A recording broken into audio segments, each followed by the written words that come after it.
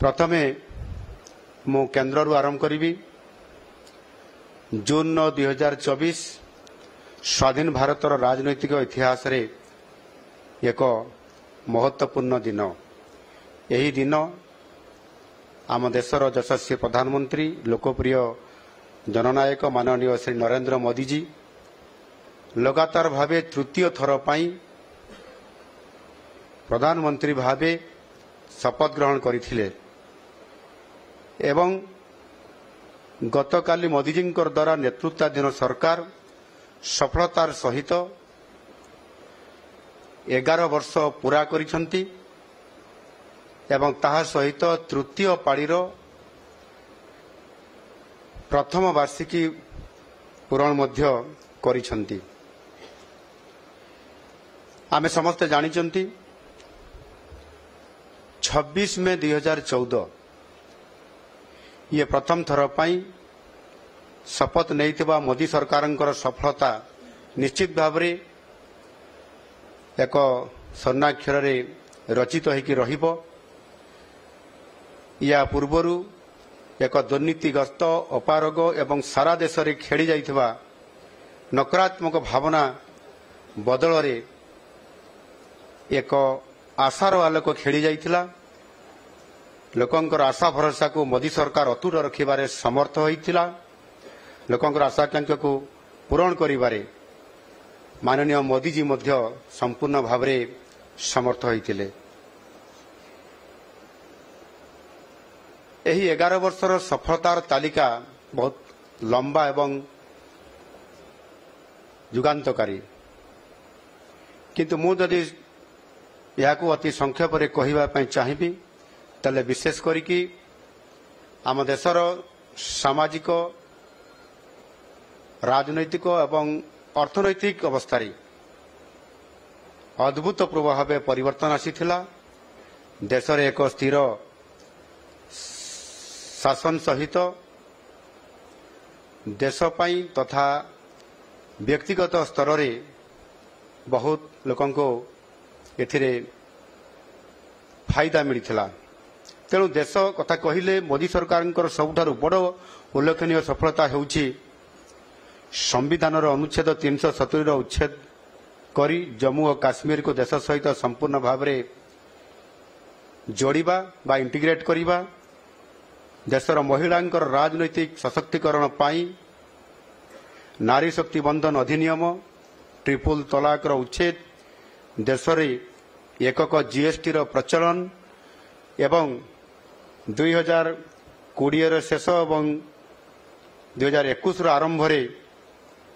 सारा विश्व को जो जेभली भाव में कोविड आक्रमण करिथिला ता विरुद्ध रे लोकन को सुरक्षा देवा एभली एक गुरुत्वपूर्ण भूमिका मोदी सरकार द्वारा गोटिए पर गोटिए ये योजना को कार्यकारी करिबा एवं लोकन को सुरक्षित देवा। एवं जो कथा मु कहूतिली जे जो अद्भुतपूर्व परिवर्तन हेछि सेथिरे यदि आमे याको आउ टिके सूक्ष्म भाव में देखिबा ताहले व्यक्तिगत स्तर सफलता जो एथिरु विश्व बैंक जो रिपोर्ट एबे आसीछि ये सद्यतम रिपोर्ट अनुसार 13 वर्ष मध्य देशर अत्यधिक दारिद्र्य रे बास करुवा लोकंकर संख्या 27.1% रु 5.3% को ह्रास पाई। अर्थात 27 कोटी लोक अत्यंत दारिद्र्य ताड़ना रे मुक्त हो पारिछंती मोदी जींकर शासन रे। गोटे मापदंड रु आपण माने मोदी सरकार साधारण जनता विकास विषय रे निश्चित भाव रे आपण माने जदि तुलना करिवे ता उपरे आलोचना करिवे ताले निश्चित भाव रे जानि परिबे। आज केंद्र रे प्रतिष्ठित मोदी सरकार तृतीय पाड़ी जो प्रथम वर्ष पूरण हेइछि गतकाली एवं ये अवसर जदि आम देखा लोकंकर तांकर जीवन शैली लाइफस्टाइल निश्चित भाव रे पूर्व अपेक्षा बहुत गोटे परिवर्तन हेइछि। ता भितर विभिन्न योजना ଯେପରିକି ଲୋକଙ୍କୁ ସ୍ୱାସ୍ଥ୍ୟ କ୍ଷେତ୍ରରେ ଆୟୁଷ୍ମାନ ଭାରତ ଜନ ଆରୋଗ୍ୟ ଯୋଜନା, ପ୍ରଧାନମନ୍ତ୍ରୀ କିଷାନ ସମ୍ମାନ ନିଧି ଯୋଜନା ଯାହାକି କୃଷକମାନଙ୍କୁ ସଶକ୍ତକରଣ କରିବାରେ, ଏବଂ ସର୍ବୋପରି ଯେଉଁମାନେ ଦିନ ଥିଲା ରୁଟି କପଡ଼ା ଓ ମକାନର ଯେଉଁ ନାରା, ଇଏ ଶବ୍ଦର କଥାକୁ ଅନେକ ସମୟରେ ଚର୍ଚ୍ଚା ଆଲୋଚନା କରା ପରେ ମଧ୍ୟ ସାଧାରଣ ଗରିବ ଲୋକମାନଙ୍କୁ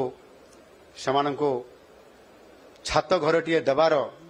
ବଡ଼ କଷ୍ଟ ଥିଲା ଏବଂ ସ୍ୱପ୍ନ ଥିଲା। ସେଥିପାଇଁ ପ୍ରଧାନମନ୍ତ୍ରୀ ଆବାସ ଯୋଜନା ଲାଗୁ କରିବା,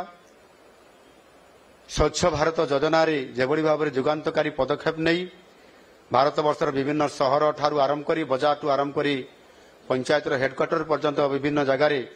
ଏ କାର୍ଯ୍ୟକ୍ରମକୁ କରିବା ଦ୍ୱାରା ଏକ ଯୁଗାନ୍ତକାରୀ ପଦକ୍ଷେପ ନେବା, ନୂତନ ଜାତୀୟ ଶିକ୍ଷାନୀତି 2020କୁ ଆଡପ୍ଟ କରିବା, ଜନଧନ ଯୋଜନା ମାଧ୍ୟମରେ ସମସ୍ତଙ୍କୁ ସେଥିରେ ଡିବିଟି ମାଧ୍ୟମରେ ଲୋକଙ୍କର ବିଭିନ୍ନ ଯୋଜନାକୁ ତାଙ୍କର ଆକାଉଣ୍ଟକୁ ପଠାଇବାରେ ଏକ ରେକର୍ଡ ପରିମାଣର ଐତିହାସିକ ଏକ ସଫଳ ରୂପାୟନ କରିବା, ବେଟି ବଚାଓ ବେଟି ପଢ଼ାଓ ଏ କାର୍ଯ୍ୟକ୍ରମ ମାଧ୍ୟମରେ ଗୋଟାଏ ଝିଅର ସୁରକ୍ଷା ସହିତ ତାକୁ କିଭଳି ଭାବରେ ଶିକ୍ଷା କ୍ଷେତ୍ରରେ ଅଗ୍ରଣୀ ଲାଭ କରିବା, ଏହିଭଳି ଭାବରେ ଅନେକ ଯୋଜନା ଅଛି ଯାହାକି ଆଜି ଭାରତବର୍ଷରେ ଏକ ବୈପ୍ଳବିକ ପରିବର୍ତ୍ତନ ଆଣିବାରେ ଆଜି ବହୁତ ବଡ଼ ଭୂମିକା ମୋଦିଜୀଙ୍କ ସରକାର ଦ୍ୱାରା ଇଏ ସମ୍ଭବ ହୋଇପାରିଛି। ତୃତୀୟ ପାଳିର ପ୍ରଥମ ବର୍ଷର ଶେଷ ଆଡ଼କୁ ଦେଶର ଇତିହାସରେ ଏକ ନୂଆ ଅଧ୍ୟାୟ ଯୋଡ଼ାଗଲା। ଦେଶରେ ଆତଙ୍କବାଦର କଡ଼ା ଜବାବ ଦେବା ପାଇଁ ଗତ 50 ବର୍ଷରେ ପଡ଼ୋଶୀ ଦେଶ ଭିତରେ ପଶି ଆତଙ୍କବାଦକୁ ସଫା କରିବା ପାଇଁ ଯେଉଁ କାର୍ଯ୍ୟକ୍ରମ ନିଆଯାଇଛି ତାହା ନିଶ୍ଚିତ ଭାବରେ କେବେ ବି ଏ ପ୍ରକାରର ଅପରେସନ କାର୍ଯ୍ୟକ୍ରମ କରିବା, ଇଏ ସର୍ଜିକାଲ ଷ୍ଟ୍ରାଇକ୍ କଥା କୁହନ୍ତୁ ବା ଏୟାର ଷ୍ଟ୍ରାଇକ୍ କଥା କୁହନ୍ତୁ ବା ନୂଆ ଯେଉଁ ଏବେକାର ସଦ୍ୟ ଘଟଣା ଘଟିଥିବା ଆମର ଅପରେସନ ସିନ୍ଦୁରର କଥା ଆମେ କହିବା, ମାନନୀୟ ମୋଦିଜୀ ଯେଭଳି ଭାବରେ ନିର୍ଣ୍ଣୟ ନେଇଥିଲେ ଏବଂ ଭାରତବର୍ଷର ପ୍ରତ୍ୟେକ ନାଗରିକ ଯେଉଁ ଆଶା କରୁଥିଲେ ବାସ୍ ବହୁତ ହେଇଗଲା, ଏଣିକି ଆମକୁ ଉଚିତ ଜବାବ ଦେବା ପାଇଁ ପଡ଼ିବ,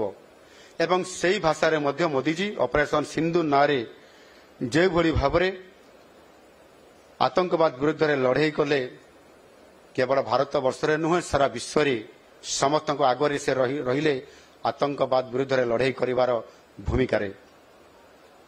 ଦେଶର ସୁରକ୍ଷା ତଥା ଭାରତର କୋଟି କୋଟି ମାତା ଏବଂ ଭଉଣୀଙ୍କର ପାଇଁ ସମ୍ମାନର ଗ୍ୟାରେଣ୍ଟି ସେ ଆଣିପାରିଲେ। ତେଣୁ ଆଜି ସାରା ଦେଶରେ ଗୁଞ୍ଜରିତ ହେଉଛି ସେହି ଗୋଟିଏ ଉକ୍ତି, ମୋଦି ହେ ତ ମୁମକିନ ହେ।